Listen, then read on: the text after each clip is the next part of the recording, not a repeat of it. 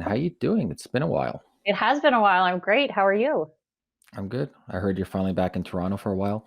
Yeah, temporarily anyway. I'm always on the road, but it's good to You're be home. like the most nomadic human being I think I know. That's probably true. I like to say I'm 50% from Toronto and 50% from airplanes.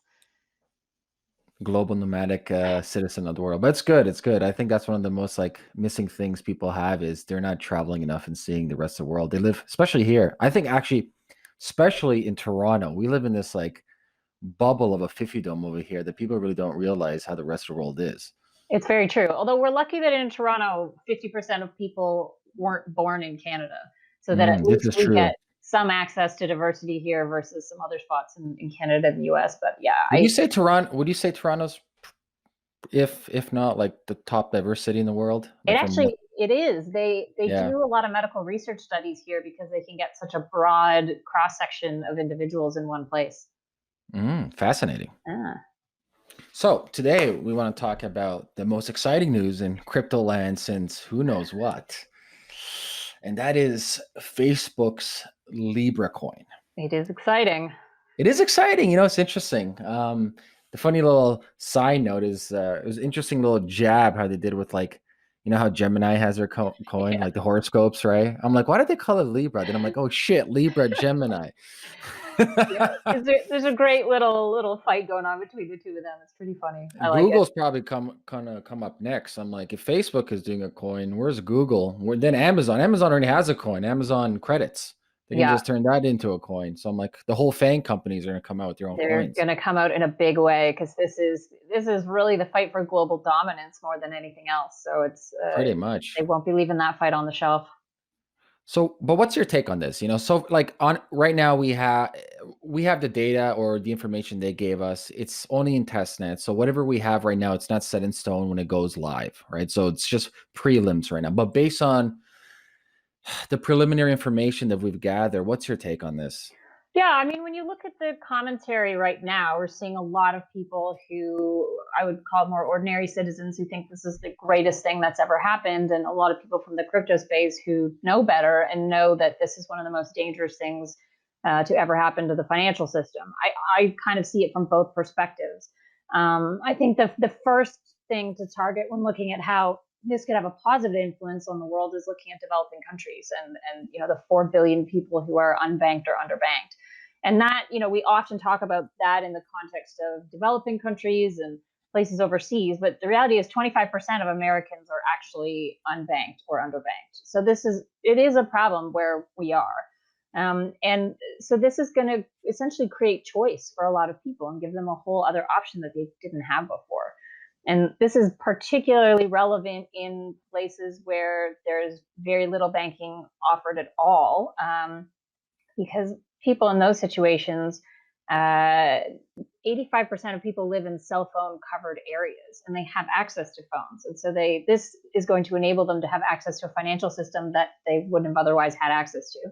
And so I think that's a really important thing to understand. But more importantly than that, and kind of within that comment, is that for a lot of people around the world, the only way they can access the internet is through Facebook, because internet is too expensive on its own to access, but Facebook offers a free application on mobile devices. So they have, I think, contracts with 50 different cell phone providers or mobile providers around the world that enable anyone to access it for free. So a good example of this is Myanmar, where in 2001 they got access to the internet, but by 2012, still less than 1% of people were using it because it was just too expensive. And then Facebook came out with this free app, and now that's the only way people access internet. And so for a lot of people, there actually is no distinction between the internet and Facebook. Like if you interview Nigerians, 65% of them think they are the same thing. And so that's the reality for most people in the world. So these ideas around, well, you should use Bitcoin and you should use these other cryptocurrencies, it's just not realistic because they can't access the internet. So this is an important step for people like that who now have access to an alternative to their government financial systems, which are often not that good. Interesting. And so based on the information that we have, What do you gather is going to happen? What do you think Facebook's game plan is with this Libra coin? It's always money. It's always about money and power. I mean, Well, of course it is.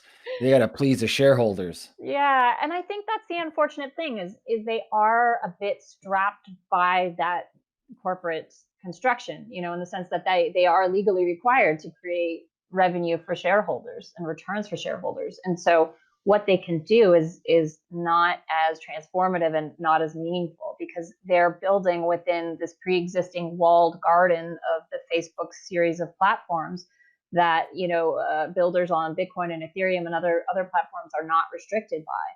And so when I think about the currency of the future and what I would want to see, it's not Facebook, but I think from Mark Zuckerberg's mind, I don't think he sees big open systems as being beneficial to either himself or the shareholders that he's beholden to. My question is, when people talk about unbanked, you mentioned some countries in Africa, let's say India as well, or Myanmar. What does that mean, though? Are they looking for access to just currency that they can do remittances, move from point A to point B? What are these features that they're missing or don't have access to? I think at the most basic level, it's somewhere to store and grow your assets. So in a lot of places, Mm, everything is in cash. And so if you're trying to save cash, you're putting it in a lunchbox or under the mattress or somewhere that's not safe from not only theft or that type of risk, but also the risk of the elements of the weather, fire, water, overuse, that type of thing. So from a very basic standpoint, it's just somewhere safe to keep your money.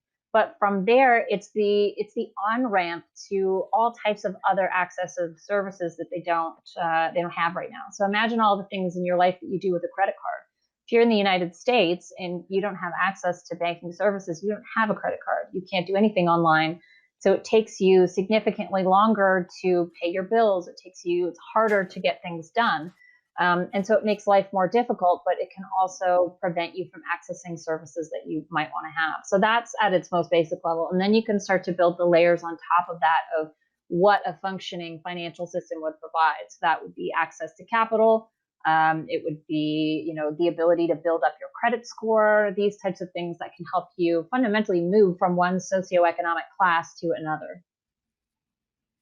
let's go through some, because before we started this, you and I were talking offline, and we wanted to go and do kind of an overview of pros and cons of the Libra coin. Now, from a non-technical aspect, and we only know what they told us. We don't know when it's going to go live net. For me, it's a delegated cartel. It's permission. It's permissionless to the degree that we give you permission to the degree of permissionless. And Yeah. no one can join. It's not an opt-in or opt-out node system, right? So they have to accept you within their cartel. So it's not even a blockchain. It's a glorified database that doesn't have Merkle trees or anything. Whatever, C'est la vie. What do you see as the beneficial aspects of this Libra coin in these countries that you speak about? I think really it's choice. It gives someone the option of choice to choose something other than their government induced fiat currency, fundamentally. And so, for in a lot of these countries where the inflation rates are insane, it offers people somewhere to put their money and the choice of something else. And I think that gives you a couple of things. One, it gives people a little bit of agency and also the education to kind of get them to that next step of getting over to Bitcoin. But two, it also tells governments that you need to clean up your act. You need to get your operations working better. You need to manage the financial system better if you want people to use it, because they have choice now and they can go somewhere else. And so that, I think, is a good thing, but it's also a situation where people will have to choose between two evils. And when people are offered choice, the question is always, but who is offering those offerings? Who is the one that is providing people with those choices? And in this case, the choice between a non-functional or semi-functional government and what Facebook is offering is not what I would really, it's more of a dilemma than a choice. But I do think it is better than nothing, especially if we treat it as a stepping stone to further Bitcoin adoption. If we look at Bitcoin adoption, let's say like in Myanmar or Nigeria or Ghana, pick any African country or Southeast Asia, anywhere. The biggest issue right now, I would say, it's the fiat bridges, Hmm. digital. I'm not even talking about physical, digital fiat bridges. So connecting some of their local banks or local cards or local whatever onto an exchange or some type of platform. Do you speculate or do you have any ideas of how Facebook is going to solve that problem? Because, okay, great. Now you have penetration in Africa. Let's say 50% people have Facebook. And I agree too. Facebook's layer one before the internet. I've said this the last 3-4 years. There's Facebook, then there's the internet. Yeah. And you're right, from the psychological standpoint, people view Facebook as the internet. Like, where was I? I was having my wedding in Croatia last year, and you can buy the prepaid SIM cards, Hmm. and they only have SIM cards. Some places just SIM cards for Facebook. Yeah. It's not even SIM cards for like for calling or anything right there. It's like It's just Facebook. specifically SIM cards for Yeah. Facebook, nothing but. I'm like, wow. Yeah. And so for me though, it's like, okay, you and I, we're in Nigeria and we have cash, local currency. We don't like it.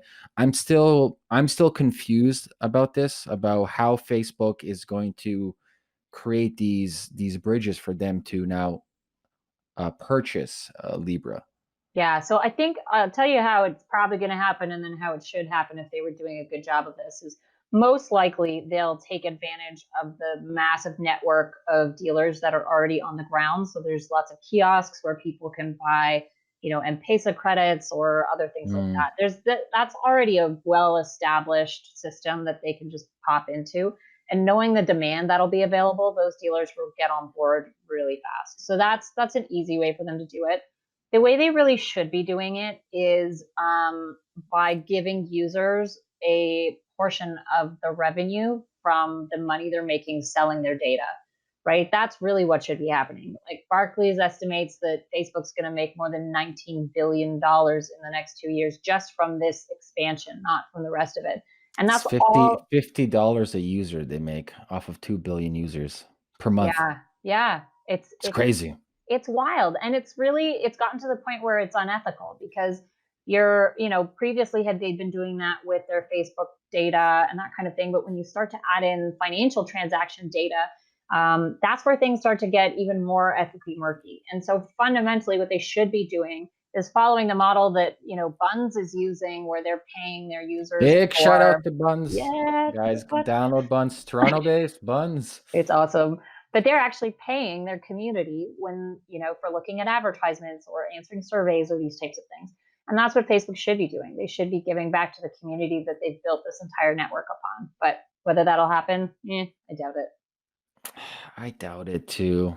I doubt it as well. I don't think they care that much about their community, which is part of the problem, is they don't see them in the same way. Like when you look at Bitcoin and Ethereum, Yeah. like the community is central to making changes in the network and growing the network, and like it's really a decentralized group of people building something together. And Facebook is a top-down mechanism that they impose upon the people of the world, and the people get some value, and that's good, but that's not the future of the world that we see. My biggest fear is a currency this ubiquitous and them looking at your transactional data. They say it's synonymous. I don't buy that for 1 second. Yeah, sure. That's nice. Yeah, Yeah, exactly. and the concern is like again, for people in Canada and the United States, sometimes it's hard for them to appreciate why that is so dangerous, right? I mean, I always get people saying, "Well, if you're not doing anything illegal, then it shouldn't matter if they're looking at your Well, transactions." yeah. And Edward Snowden has a good rebuttal for that. It's like the free speech. If you have nothing good, if you have nothing to hide, it's yeah, like, yeah, really? I know. And so the argument I always make is like, imagine you're a woman in Saudi Arabia and you want to make a donation to a charity that is fighting for women's rights. And Mm, if the government can purchase that data record, that transaction record from Facebook, you'll be killed. Like it's not a question of, they'll take a look at things and they'll sell it for advertising. You will be killed. And this is the reality for billions of people in the world who live under authoritarian regimes, is that this is not about tracking somebody's porn habits or The Yeah. gifts they're buying their spouses. This is really about human rights and how the lack of privacy can actually steal those human rights away from some of the most vulnerable people. Or even like last week in Hong Kong, no one Mm-hmm. wanted to use WeChat or any credit cards. They went physical with cash to buy Yeah. train tickets to get to the downtown core to protest. Like, I don't want the government, because they know the government's tracking that. They're like, oh, Oh you yeah. went to the protest. Exactly. And so the same thing sort of applies here in the sense that, I mean, Facebook is one step back from direct government control, but they are a corporation. And so in many cases, when Facebook has been used to organize anti-government protests in places like Bahrain and Pakistan and Turkey, the government has forcibly shut off Facebook. And so Hmm. you can imagine that, let's say this becomes a huge success worldwide, which I would predict it will be.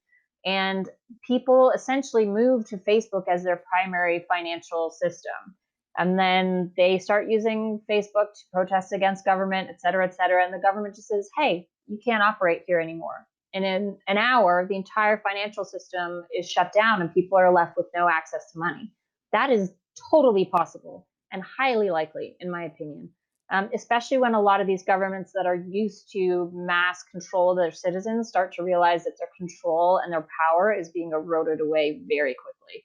And so that's a really Hmm. big concern.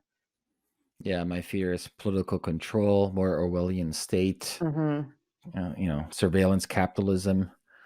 Yeah. But for every action, there's a reaction, and for every so-called negative situation, there could be a beneficial situation. I'm trying to look at this from a judo move, or like a jujitsu move. It's okay. I view it as, Facebook's literally calling this a cryptocurrency. Cool. More people are going to indoctrinate into cryptocurrency, right? But then I'm like also thinking beyond just the educational aspect of cryptocurrency. How do we do a judo move? How do we like piggyback off of this and like bring people over into like DeFi, whether it's like Ethereum or Bitcoin or whatever, anything but Libra, like I'm more interested in those aspects. Yeah, I think this is the key piece that the crypto community needs to start to organize around is Yeah, they got to come do together. how Like do you Bitcoin, take that Ether, everybody step come together. and get people from Facebook to crypto? And I think the best way to do that is to plan for the inevitable scandals and work off the back of those. So wait Mm, until, yeah, get everybody on board. There's nothing wrong with that, but then wait for the moment where a government pushes back or a government shuts it off or a government whatever and say, hey, look, all the same benefits that you want out of Facebook in terms of being able to send money easily over borders, take it with you. You can do that plus, plus, plus. Here's how you do it. But one of the issues that we have in crypto is that we don't build with the user in mind. We build with, no. with the technical person in mind. And that's a problem. And that's why we're seeing, the growth of these tokens or these companies that are maybe not the best tech, but they're the best at actually solving the problems for the people that they're marketing to. And Yeah. that's how we need to think. We need to think, hey, if you're in the middle of Congo and you need to send money over borders and they're not allowing Facebook to operate, what is it that that person actually needs in an application? Maybe they need it to work on a feature phone, which is something that Facebook does. And I don't think any crypto operations do in any meaningful way. So these are the things that I think we need to understand that one, Facebook will be successful with this. This is going to spread like wildfire.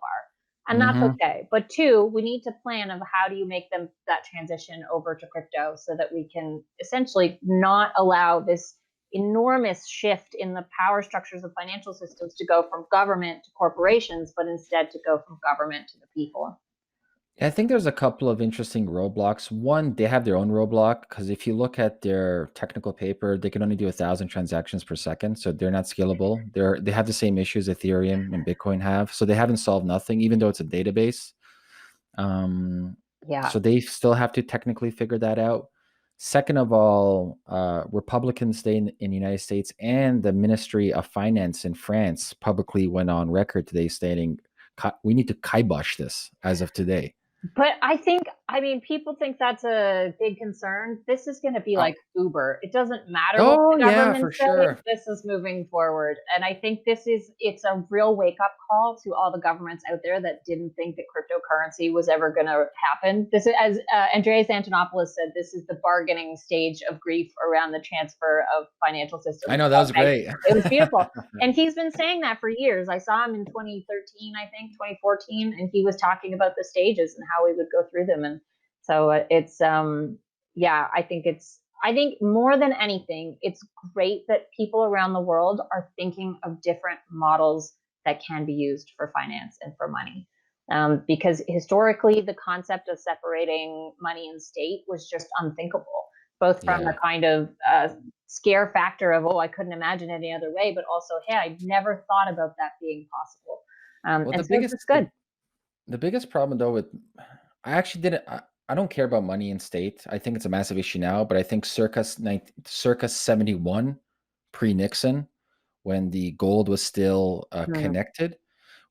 So people complain about right now, I want to say lack of job. People complain about I don't make enough money to survive where I Yep. live, which is true. If you look at costs of rent, you look at like the average, I just know Canadian stats, but the average Canadian male across all careers, provinces, and territories about 45K, give or take.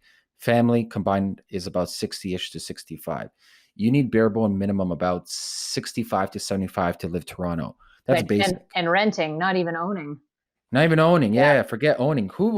Owning $1 million house in Toronto, 20% down. So I don't know about you, but I don't know too many people who have 9 to 5 jobs that have $200,000 liquid cash to put down on the $1 million property. And even if they don't buy $1 million property, uh, below a million, they put 5%. They need insurance on the mortgage, which then the monthly carry is ridiculous. They don't have that liquid capital cash Yeah. flow. But the issue is like, it's not your job. It's not your career that's a problem. It's your buying power. It sucks. You have no buying power. Since 71, we've been quantitative easing, couple of $1 trillion printed, suppressing interest rates now to be negative interest rates, like France and European Union are talking about they're going to Japanese model and go Mm-hmm. negative interest rate. No wonder. So it's like I view like UBI is a very altruistic, is interesting. I think there's better ways to do it than UBI, but I'm like, this is band-aid solutions. Um, as long as we have fiat that is inflationary, that has quantitative easing, that we're putting negative interest rates nonstop, your buying power is you're losing 10% a year. But imagine this, though, to pick up on the UBI conversation, is that if Facebook was actually sharing a lot of that revenue back with the users themselves, that in itself is a form of UBI. You know, it's maybe What? not enough to support you for your entire month, but I mean, if it gets you half your rent or something, that is a meaningful amount of money for a lot of Mm-hmm. people that Facebook is fundamentally hoarding at this stage.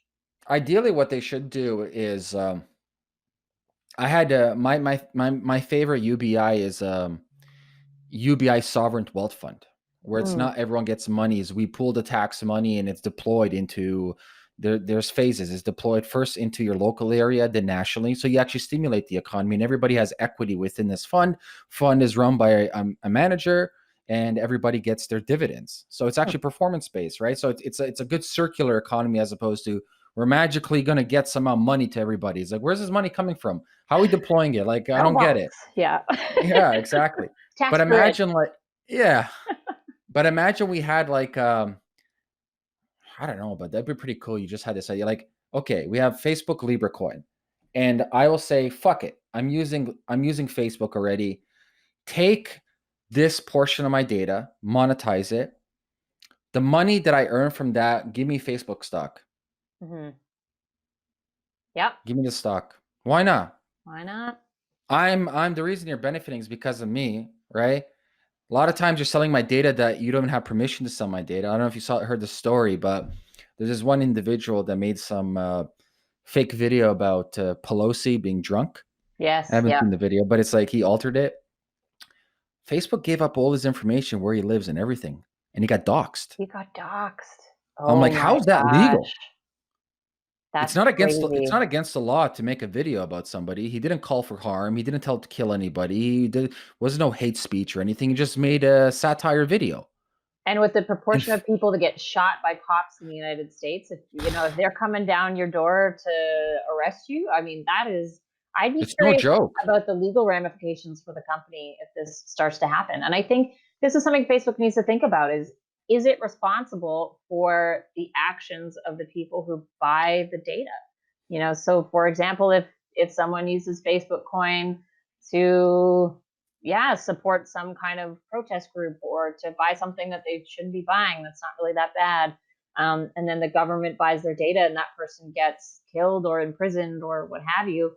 Should they be partially responsible for the effects of what they've done?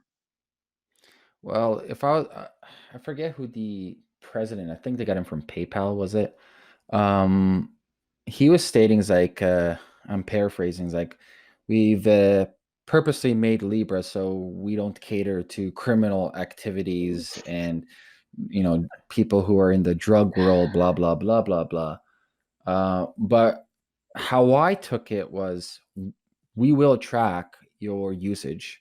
And if you are found to use that on stuff that we don't like, we know who you are. You will be blacklisted and your name will be put on a list. Yeah, and this is the question also is who's setting the rules about what they like and don't like, right? So even when you look at Facebook and Instagram content today, you've got a bunch of interns sitting there clicking the mouse, yes, no, yes, no.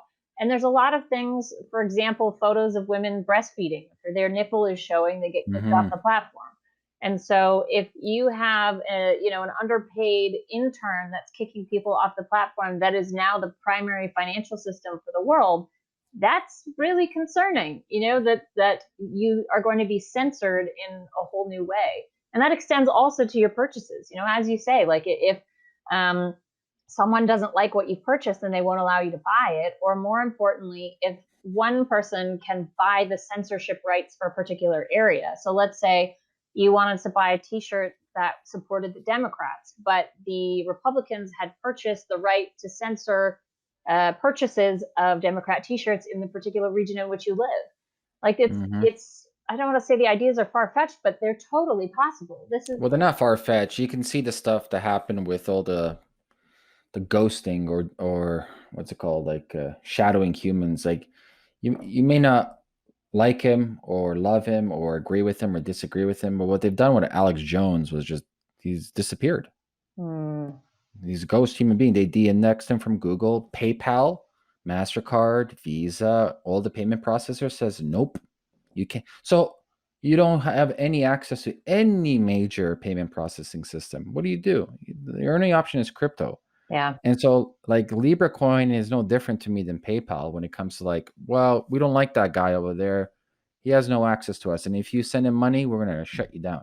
Yeah. And that's a concern really is out of fear for the worst case scenario, people are shutting things down. You're making payments to family members in Syria who need the money while you're supporting terrorism, or you could be, and that's where this needs to be at the forefront of the conversation about Libra coin in terms of what its limitations are and what, can happen in a society where we let something like this become the backbone of every financial transaction that happens. Listen, we can easily look at examples today where places of turmoil in nations, majority of payment processors stop doing business with them. There's embargoes and sanctions. Yeah. You can look at a lot of places in Latin America. You look at Turkey today. You look in Iran today. You look at like China, Hong Kong, automatic embargoes. And the only way of really getting money there is like you got to have a peer-to-peer network of getting cash in there. Or now we have crypto, right? Yeah. I can send Bitcoin, which is why people use it. And so for me, it's like I don't view the Libra coin any different. For me, I actually my best example of Libra coin is Tether. Libra coin is Tether. It's backed by fiat. Instead of one-to-one peg, how Tether's supposed to be, and now Tether has a Leo coin. I don't even know what they're doing. But Libra is backed by a basket, I'm assuming, G20 country fiat, let's say like the pound. I've heard USD, pound, yen, and euro. And the euro, and they're located in Switzerland as, I don't know, a corp or non-for-profit. Anyways, they have their organization in Switzerland, and they have this basket. So we don't know if it's going to be pegged. I doubt it. Stable coins haven't been proven to be pegged. They've also said that they're going to have a committee of people who will decide to either add more Libra coin to the market or to destroy it based on keeping the token relatively stable, which to me is extremely concerning, that you're going to have a group of, let's say, 10 probably rich white guys controlling the entire financial system and what a particular token is worth. I mean, I don't know how that can't be seen as massively fraudulent. That they can just buy up certain amounts when they know what's going to happen, or it's really concerning to me. And I think the greatest part is that Zuckerberg in his white paper talked a lot about trusting and don't worry, we won't do this, or because all of our nodes are reputable organizations, they won't fail the network, or they won't mess with the network because they don't want to lose their reputations. I'm sitting here thinking, like, the vast majority of the world's money laundering is done through very reputable banks, more than $2 trillion. Didn't like Deutsche Bank just got fined some ridiculous amount? Fined all the time. They're moving all kinds of money through the system. And so this concept that that's the only thing is a trust me, especially coming from someone who's been actively involved in the manipulation of elections in the United States, in Africa. They've been involved in the genocide of Rohingyas in Myanmar. Like, trust me from Mark Zuckerberg it's kind of a joke. Mm-hmm. So it'll be interesting to see, because they're not launching for another year, 2020, next year. And if they stay on schedule, who knows? Well, it'll be interesting to see where the crypto space is and how Ethereum reacts to that with their open DeFi, with like, DAI and Maker and all these other options, Dharma. Yeah. I think we also have an opportunity in that gap to put out products and get people first and say, look, like you want Facebook coin already? That's awesome. We've got an alternative that you can use right now. People are talking about crypto, and now's the time to join the conversation, but in a way that's meaningful to the people that we're trying to get on board. We need to stop talking about hash rates and scaling and these types of things and say, hey, look, this is Bitcoin and this is how it's going to change your life. And we need to do that before people get on Facebook, and then after, and say, this is why it's better and this is why you need to move. Because otherwise we don't want to stay this sort of underground currency for tech geeks forever. We have to be able to scale globally to make it something that is truly meaningful. Yeah, my future prediction is there's other FANG companies will come out with their coin. These coins are more or less competition with pre-existing banks. Mm-hmm. They're looking for new streams of revenue to keep on growing their company. I think crypto will be in a whole different basket. Yeah. It will open up the marketing and the awareness of what crypto is in general. And I think the ingredients within the recipe are perfect right now for the next 5 years. You have censorship and free speech that's being challenged every day. Yep. Either we have free speech or we don't. There's no pick or choose. It's like, oh yeah, you can say this, you can. No. It's free speech, end of story. So that's being challenged. We have issues with banks. We have issues with corruptions. We have issues with fiat. We have issues with inflation.